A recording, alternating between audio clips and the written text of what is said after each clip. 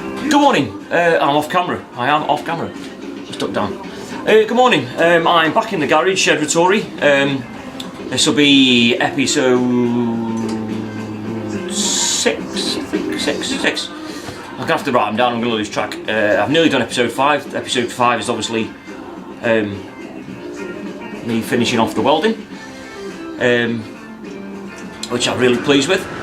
And you have to excuse, it's really windy today. I have concerns that things are going to start blowing over. How much Beetle stuff I actually get done today is hit and miss, so we'll see how short or long this video is. It might be a 3-minute video of me grinding the rest of the base plate off. There may be some electrolysis today, depending on if I've got a battery charger or not. If anybody's ever done any electrolysis before, you'll know what it is. If you haven't, then you may find out today. It basically involves using the polarities of mains, power and AC, or DC, I think it's DC, soda crystals, and using that to remove rust through, you know, a sort of chemical reaction, as opposed to getting bits of grit in your eye. So yeah, that'll be today. My main focus of the garage today is going to be those two over there. If you can see that, there you go. My bikes, the Furhrer and the Innova. The Innova just needs the tyres checking and the oil checking and the chain tensioning and oiling, and I quit going over because I've been quite lazy with my little Yaris. Being so good on fuel, I've sort of become really complacent and lazy, and I'm just sort of plodding outside of my tracksuit bottoms every day, getting into the car and driving to work. Although it's cheap on fuel, we'll do sort of 18, that'll do sort of, I keep stopping talking because hell is it windy out there today. Yeah, the little one over there will do sort of about 80 miles on 3 pounds worth of fuel, so it's epic gun on fuel. And the BMW, I've got a camping trip in February on the Furhrer, and I'm not going to apologise for the name, the Furhrer, by the way. It sort of came about when I first bought the bike, so let's clear this up. I am no way Nazi sympathiser. I had the bike 2 days and got written off by a gentleman that didn't want to wait in traffic. The bike sort of tore the front half of the car clean off, the front wing and the front bumper and the lights and the washer bottle, and broke the suspension, and I rode the bike home. Hence the nickname the Furhrer. He's a leader, it's German, and he's pretty relentless. I've had it 4 years and it's never ever broken down on me. It's done 114,000 miles now, I think, which is apparently for a bike a lot. So I'm going to stop babbling, I'm going to crack on. Whether you see me actually doing anything constructive today is another kettle of fish, so to speak. So yeah, one more thing to note. A second. A couple of people on my Facebook page have messaged me, and a couple of really good friends who obviously care for me more than I thought, and tear in my eye, have said to me that I really should get some safety protection in the garage, just in case I have an unexplained sexual encounter. No, sorry. Eye protection. Apparently my glasses aren't good enough eye protection, and I've ruined the other pair by getting a little tiny piece of melted metal stuck in them, which could have gone in my eye. So I bought these. These were literally £2, and they're more comfortable than they should be. And ear protection, because I don't want tinnitus. I've had it before, and I don't want it again. I've become quite complacent about my health and safety in the garage, and obviously the Beetle's going to be a long old slog, and I don't want to end up 6 months down the line, a week down the line, in the hospital with bits of broken angle grinder material sticking into my face, in my eyeballs. So protection, I've got it now, so if you expressed any concern, thanks very much. More than likely today will be chemical burns and exploding bottles of soda. So take care, and I shall see you soon.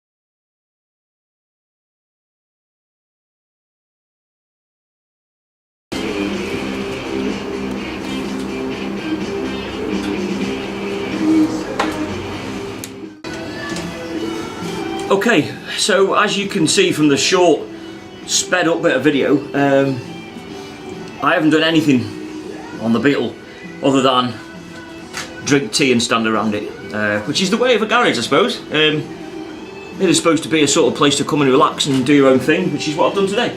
If you have to step back, as you can see, it is now pretty tidy in here. I've had a good tidy up. I've picked up some of the tools and cleared some more of the stuff out that needs to go in the actual storage shed, and some of the Beetle parts that were sitting around I've labelled up. Didn't get it on camera, unfortunately. I found a couple of little bits for a home stereo record player project I'm going to do, purely because I want to play some of my records. I'm going to hang around in the garage a little bit longer, and I'm going to do my bike. I'm going to have a crack at the Furhrer there. There are a few things that I need to do for the MOT, one of which is get the horn working, because that's packed up and I thought it was the button, but I think it's the horn. Yeah, so I need to address that. Secondly, I need to check the tyre pressures and check the brakes, check the oil, make sure it runs, because it's been sat for August, where are we now? September? August, September, October, November, December, January, February.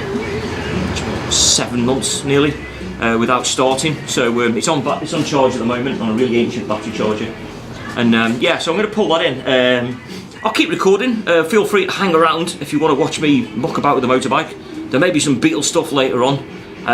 If there is any Beetle stuff later on, I'll tell you now.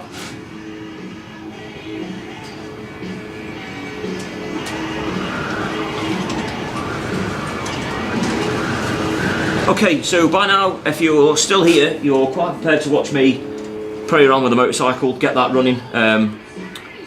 If not, and you've left already, then okay, have fun. But let's crack on and see how much of the Furhrer we can get done.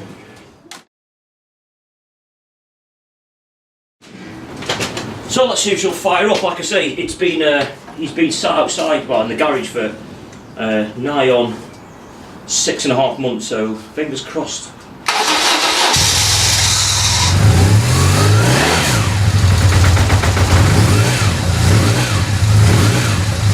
Hooray!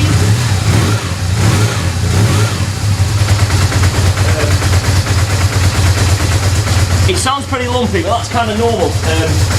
He's done a lot of miles for a motorbike, probably 113 I think at the last count. And as you can see, he's grumpy and he's chuntering and he doesn't like sitting around. So I think what we'll do is let him warm up a little bit. If it doesn't stop before then, I'll bung a... Well, this is not as noisy now, thank you for that. I'll bung a penny in the throttle just to let it warm up a little bit and get him idling and start looking at fixing the horn. Where this is got the horn. Do-do-do.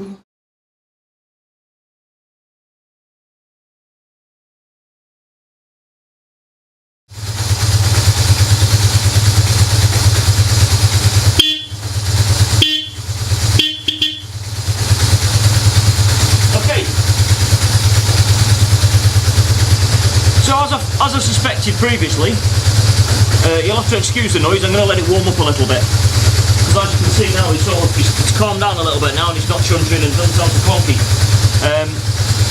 As you can see, the horn actually works, but what I've had to do there is sort of bridge two bits of wire together, which means my initial suspicions that it was the horn button that was causing all the problems appear to be true. So now I need to dig around in this box of stuff here and find a suitable button and some cable ties and some super glue.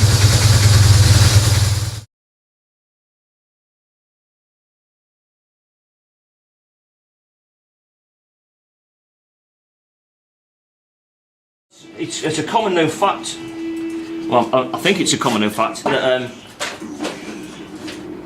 riding motorcycles makes you 10% sexier than another human being. Irregardless of size, weight, genitalia, facial hair, sexual preference, breath, whether or not you like pogo sticks or pandas.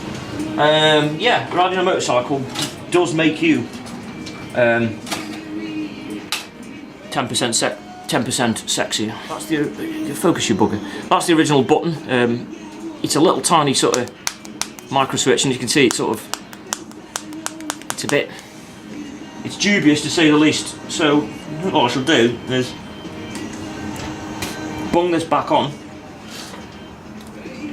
Excuse the teeth.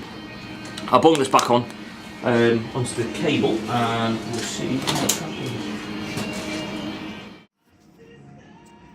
So, as I said previously, this is the little, if you heel it, there's quite a lot of resistance there. This is the original button, original micro switch that the BMWs come with in their controls. And it's sort of, if you look at the right hand side, well, there's a right hand side indicator, and the indicator cancel, and this switch is loose and always has been. If you look at this side, what I have is missing. I've got a rat's nest of wire, because the original button for the indicator failed about 3 years ago, and I'm sort of desperate to get it working, so I made this temporary fix of chop block and hot glue, bits of wire, which runs to this button here. So this is that's my left hand side indicator there. I think this one has gone the same way as that button. I'll find out in a little second or two. I did try and find these buttons originally when I first fixed that, but they're difficult to come by, and people are only willing to sell you a whole sort of control, and being a BMW, it's all moulded together.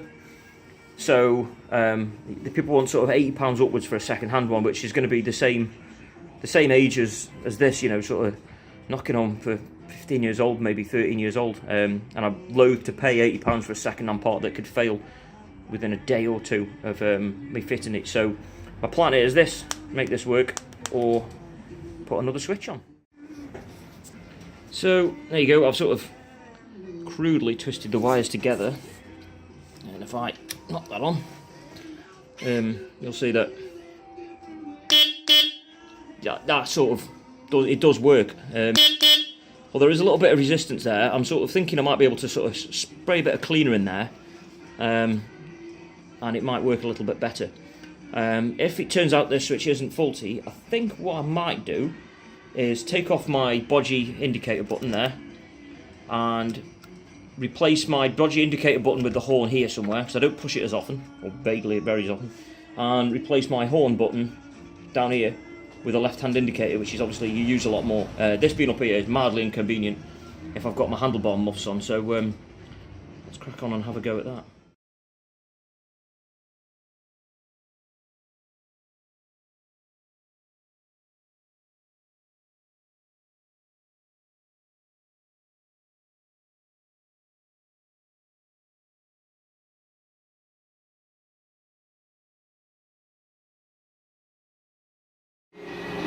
Actually, bizarrely, I think I put the cable in the first time I did the repair, and it was too short, and because I was in a rush, I just added another chop block, for which I am truly ashamed of myself. I could have just soldered it really, but like I said, it was a sort of it was a temporary repair that became a sort of semi-permanent repair, closely followed by a very permanent repair.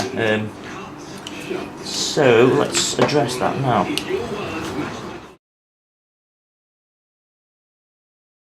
Make sure this is going to work okay. No, the heating's not working. One nasty surprise is enough. We're with you. So with British Gas Home Care Boiler Cover, all parts and labour are included when we repair your boiler. From £12 a month, that's just 40p a day. And when you buy selected So, there we go, the indicator is now flashing. I'll cancel that.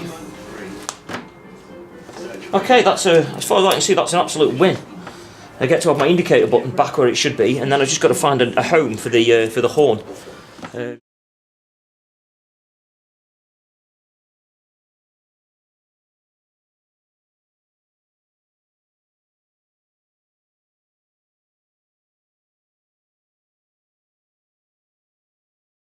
Yeah, really awful soldering, to be honest. But it's working, and to be honest, I'm sort of upset because it appears I have an oil leak also, which is troubling. But we'll see. We'll figure that out when I've done this. One job at a time and all that. Yeah, you see, it's a bit fiddly. I'm trying to fit this little micro switch back into this hole there. You can just see the sort of hole there.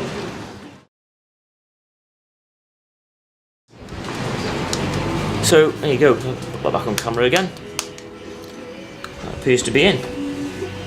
it springs back. So hopefully when I put the horn control back on, which I will obviously, there's the horn button, it just sort of clips in there. It's almost like they made these to come apart,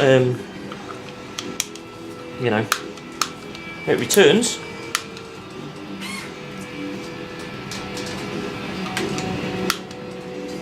Cool. That's a win. Follow that. You see, there you are. You see the it's all back together. You can't see the indicator, but you sort of can. You can make out the reflection maybe in the camera. But yeah, that's okay. So I'm sort of really pleased with that because I've now got an indicator, which is not where it should be. But if I get a pen, a Sharpie now, and colour in the button, which I'll show you in a second, you won't know that wasn't the horn.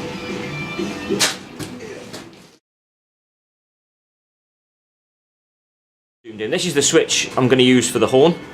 It's flat, whereas the other one was round, so it was a bit tricky to glue on. It never really sort of stayed on, so I'm hoping with a bit of glue, this being a flat, that I'll be able to glue this on. So yeah, quick button there, and what I'll do is I'll bung a little bit, two bits of solder onto the end of this and save using these terminals with some heat shrink, and try and keep it a little bit neater than I did last time.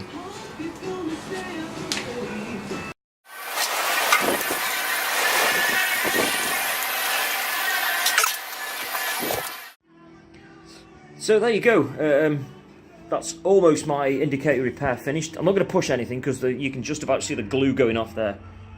I've been using this stuff, Serious Glue Fix Repair Adhesive. I don't really rate it, to be fair, but it's what I've got available.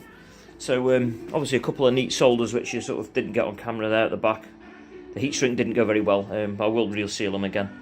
And then obviously the wire will sit in just behind the throttle remote there, and it's a bit neater down here now than it was. It's only going to be so neat because it's sort of still a bodge, but if I pinch these cables together and tighten them up, make them nice and neat, it's definitely a lot better than it was. And obviously I have an indicator button now that's here, as opposed to being sort of up here somewhere and difficult to push, which meant a lot of the time I just didn't indicate. I should really explain what's with the ping handlebars while I'm here. The originally I bought the bike, it had clip-on bars which clipped on under the frame head here, under the frame head on the brain, under the top yoke, and sort of sat down here. And I'm only little, and felt like I was leaning over the front a little bit when I didn't want to be. What I wanted to be was sat upright. So I asked on a few sort of BMW forums, and basically got nothing but a tirade of abuse. They were pretty abusive, and you know, you can't put that, they won't fit. Normal handlebars won't fit on a BMW, blah blah blah blah. You have to buy Touratech riser kit, etc, yada yada yada. And being me, being Melv, I don't really like people telling me you can't do something. Who does? Especially not by a group of strangers who apparently have limitless pockets full of money to buy expensive trinkets for motorcycles. So what I actually did was went onto Amazon and bought these cast alloy risers. They were £8 each. The Rentals I found in the back of the garage, which then they were pinging up a motocross bike. I drilled through the bottom where the originals mounted to, through the top yoke, and then with a tiny Dremel, because I didn't want to take all the bike apart, because this is under massive tension, and drilled from underneath, then drilled from the top to enlarge the hole till the risers fitted on. And then all I had to do with the handlebars, you can sort of you can't really see it in there, is I had to machine maybe 1/4 of a mil, not even that, a 1/10 or a 20th of a millimetre off either end, just to get the bars to slide on. And absolutely amazing. Now it turns this massive 200 kilogram motorcycle, which, despite me saying earlier on, never lets me down, is now leaking oil, into a massive supermoto. So, but yeah, there you go. I'm waiting for the glue to go off, hence why there's a Stanley knife there resting on top. It's purely there to keep it still. But my next job is going to be pull off this side panel and have a look at the oil leak and try and figure out where it's coming from, because he's never leaked before. It's almost like he knows and he's angry.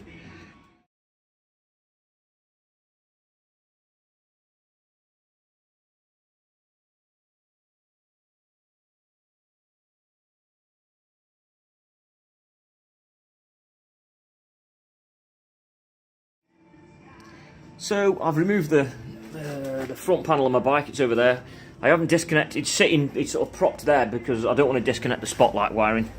As you can see, the BMW cram a lot into one of these. Oh, is that a hole? No, it's not. Yeah, but I figured out the oil leak. Obviously, you can see the splashes. That isn't the actual oil leak. It was in that spot, but that's where I've sort of started cleaning it up. And if you look, sort of, you can't really see it with the camera. Up in here, is where it was dripping from. So what I've done is cleaned up cleaned it all up as best I can with some waste petrol. I'm going to wipe it with a rag, make sure it's nice and dry, and then I'm going to fire the bike back up. But I have a sneaking suspicion it's one of these a little union there, like an oil cooler union. So hopefully it shouldn't be too much to fix.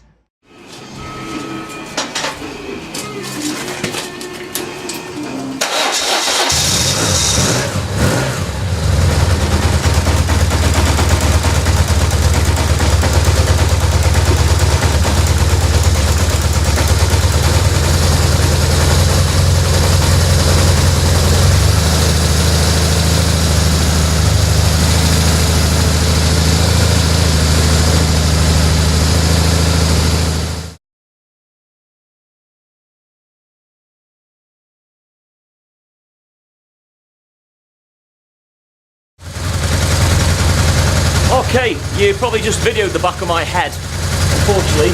What I've done is started the bike up now, put a little bit of oil in to top it up, because I think it's a little bit low anyway. Or I've just overfilled it like an asshole.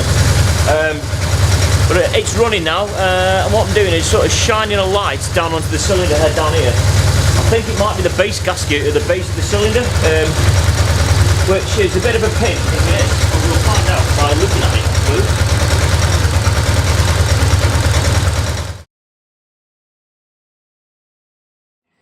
Okay, if you see, best to describe what you're looking at. You see the circle with the rust around it and the arm that disappears off to the sort of top left of the camera, the screen. What you're looking at there is the front suspension. Now, if you look directly below that at the base of the cylinder head, to the right, to the left of it, you'll see an Allen key. You can just sort of make it out. I'll try and put an arrow. That is the bolt that holds in the cam chain tensioner. I think that is where my leaky oil is coming from. It's coming from there, dribbling down the side of the engine, finding its way all the way down there to dropping out the bottom. So I think what I'm going to do now is see if I can tighten. Yeah, you can just about see it there at the back. I'll put an arrow on anyway, but I think that's where it's coming from, so I'm going to try and tighten that up. My finger is on top of it now. So to get to it, I'm going to have to take off the throttle body, this intake. I've got dirty hands, look. Makes a change when grinding. Got to take off this intake tube, which luckily, thankfully, BMW were clever enough that it slides backwards into the airbox, and then take off this clamp on that one. A couple of Allen keys and remove the throttle body. Hopefully then I can get to it and have a look at it and make sure that it is definitely that's leaking. It might be a case of taking that off, leaving it for this evening, and get myself some instant gasket to sort of remove it from the engine, lift it up slightly, put some instant gasket on there, and bung it back in. But for now, I'll crack on trying to get the throttle body off. What should have been a sort of quick check over for its MOT, and quickly bodge fix the handlebars, turned into removing throttle bodies. So this is why I come in here. I am getting a little bit peckish, but don't worry, you're not going to see me eating a sandwich again, so I'm going to crack on.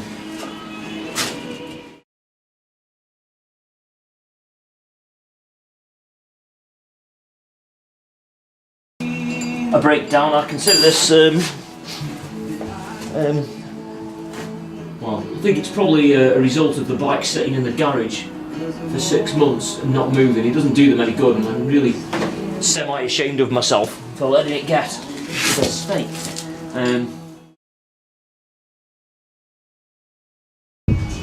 Okay, so I've moved the camera again to try and show you what I think is the problem. You can just see, if the camera might zoom in. Yeah, it does, there you go.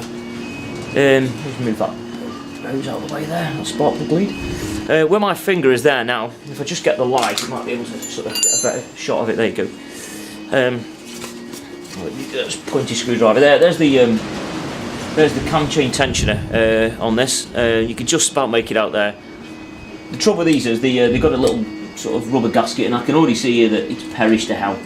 And I've changed the tensioner once. You can take these out without any problems to the cam chain or anything. So what I'm going to do is pull this out, have a look at the gasket, have a dig around in the garage, and see if I can come up with a new gasket to stop it leaking, because the oil is it's sort of dry here, and you can sort of see fresh oil coming from it. And obviously it works hydraulically, so it is oil in there and it is working under pressure. So let's get the 15mm on it and.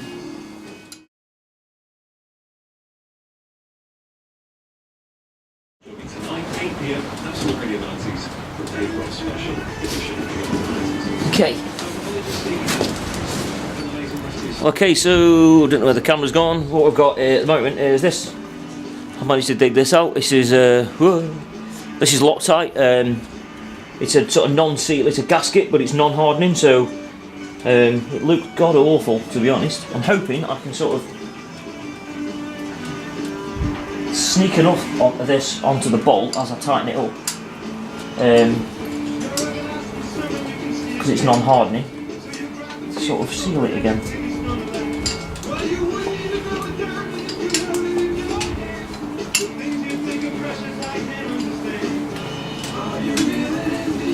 So, because I don't want to pull the whole gasket out, I don't know if you can, how much of it you can see. I'll just shine the light there. You can just see there. I've sort of undone it enough that it's raised up. I'm hoping that what I can do is smear some of this on, and as I'm turning it back in, get plenty on there. So let's have a go. Dropping stuff, I tell you.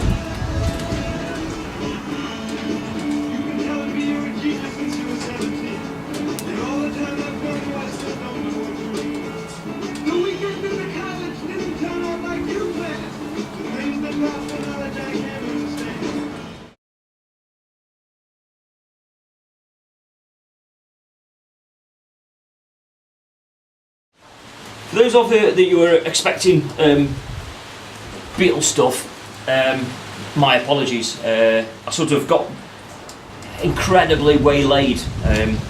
What should have been a quick sort of sort the horn out on the bike turned into sort the horn out, but then at the same time go over an old bodgy repair and get rid of that. So if you've watched that and it was of interest to you, then thanks for carrying and watching. And then obviously I discovered an oil leak, which meant removing the throttle body and moving the airbox out of the way, and finding silicone sealant, and I did a lot of faffing around and tidying as well. But on the plus note, the Furhrer now starts again. The brakes didn't need any work at all. They were still free, and they hadn't sort of decided to seize up like they've done in the past, and I've left it a month or two. So that was good. He sounds as strong as ever. I did have to top the oil up a little bit with some not waste oil, but oil that wasn't the right viscosity. So I think before I do any heavy mileage, I may have to change the oil. I'm not going to change the filter as well, I don't think, this time. It hasn't done a great deal of miles since last time. So yeah, there's also a cat just arrived. Hello Mins, what's the matter? What are you meowing at me for? Are you hungry? As you can hear there, there's a very small cat. Mini. Come here, puss. Just arrived, and I think she's hungry. So it probably signifies time for me to go indoors. Come on, puss. Shall we go indoors and have some tea? Come on. Right. Anyway, yeah. So thanks for watching. Apologies. I'm not gonna put this as an episode 6. This is just me mucking around in the garage. So, but you got to see the Furhrer, which is cool, my BMW, and the Innova's sort of. There, you can't see out of shot. I didn't mean to give that a go over and just check the tyre pressures and the chain and stuff, but it's 6 o'clock nearly and I've got an absolutely banging headache. So yeah, I'm going to take the small cat, which is now hiding behind the Beetle floor pan down there, for some tea, and I'm going to get some food myself. So like I say, thanks for watching, subscribe, and take care.